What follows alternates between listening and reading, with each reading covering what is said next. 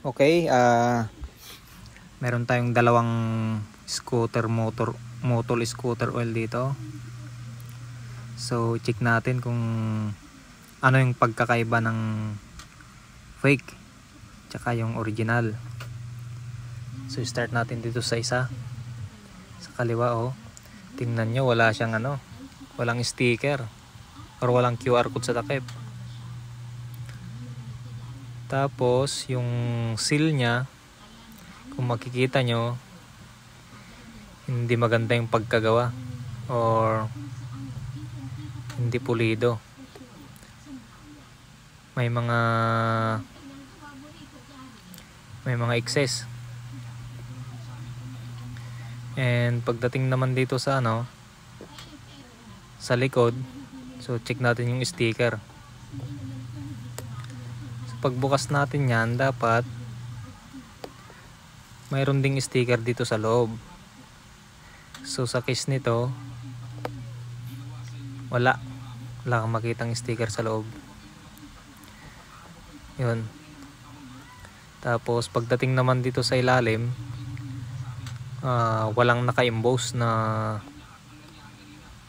motol.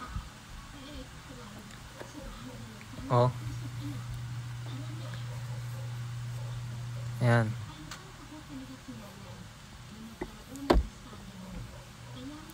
Okay, check naman natin itong isa. So pagdating sa takip, meron kang makikitang QR code. Pwede natin i-scan to pag may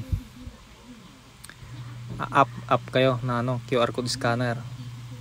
Yan, tingnan naman natin yung takip. Yun, maganda yung pagkagawa,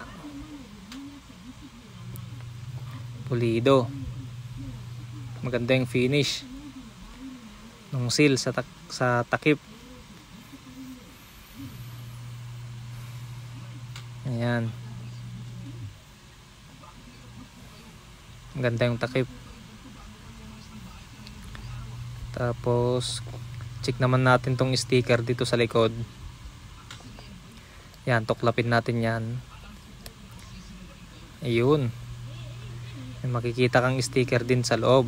Tapos meron siyang serial number or code, same dito sa ibabaw.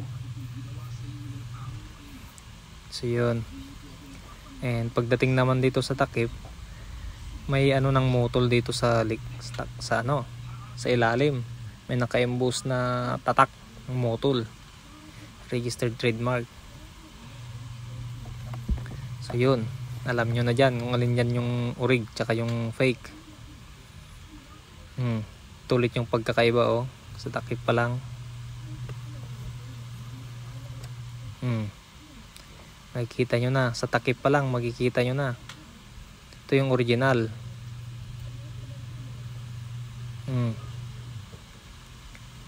May QR code.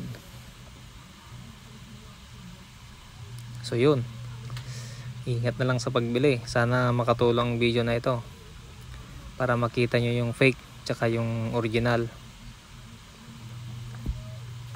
Ayan. So dito na lang. Thank you.